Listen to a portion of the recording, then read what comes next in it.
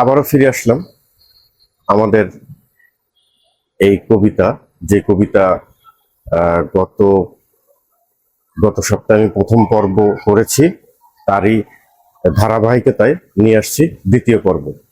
কথা না বাড়িয়ে চলে যায় দ্বিতীয় পর্বের স্ক্রিনে।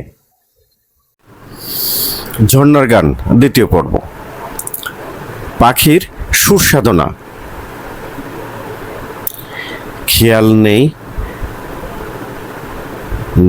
খেয়াল নাই রে ভাই, পায়নি তার সংবাদী, ধাই লীলায় খিলখিলায় বুলবুলির বোলসাথী। এখানে ঝর্ণা যে আত্মভোলার মতো কেবল ছুটে চলে। ঝর্ণা নিজের ছন্দেই বিভোর, অন্য কোনো সংবাদ তার কাছে নেই।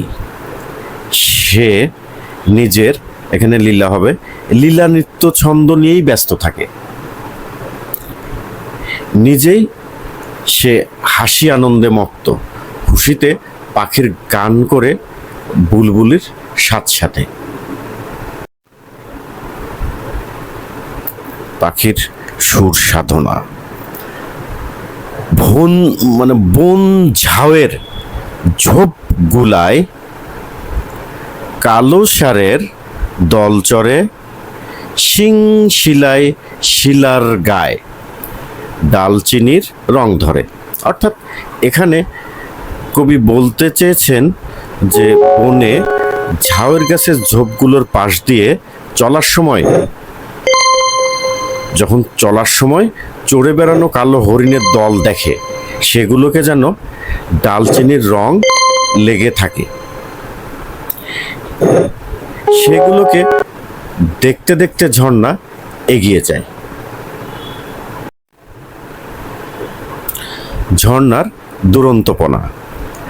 ঝাঁপিয়ে যায়, লাফিয়ে ধায়, দুলিয়ে যায় অচল ঠাট, নাড়িয়ে যায় বাড়িয়ে যায়, টিলার গায়ে ডালিম ফাট। এখানে কবি বলতে চেয়েছেন ঝর্ণার চলার পথে লাফিয়ে ঝাঁপিয়ে ছুটে চলে। অর্থাৎ ঝর্ণা যখন চলে, সে চলার পথে সে কি করে, লাফিয়ে ঝাঁপিয়ে ছুটে চলে। তখন অচল অসার বস্তুকেও সে জাগিয়ে তোলে, তাকে নাড়া দেয়। ঝর্ণা তার চলার আঘাতে টিলার গায়ে ডালিম ফাটার চিহ্ন রেখে যায়। নিস্তব্ধ পাহাড়ে ঝর্ণাই একমাত্র চঞ্চলা মুখরা সত্তা। ঝর্ণার দুরন্তপনা। শালিক সুখ বুলাই মুখ, থল ঝাঁঝির মকমলে, জরির জাল আংখরা খায়, অঙ্গমোর ঝলমলে। অর্থাৎ এখানে কবি বলতে চেয়েছেন যে ঝর্ণার চলার পথে অনতিদূরে স্থলে জলজে এই গুল্মের মধ্য দিয়ে শালিক টিয়ার মুখ বুলিয়ে নিতে দেখে।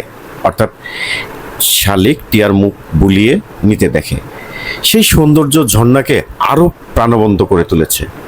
তার অঙ্গে জড়ানো জরির কারুকার্য ভরা ঢিলা লম্বা পোশাক তাকে আরো সৌন্দর্যমণ্ডিত করে তোলে।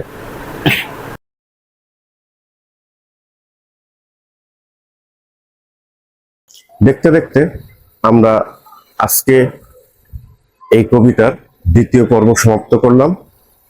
আগামীতে তৃতীয় পর্ব নিয়ে আসব।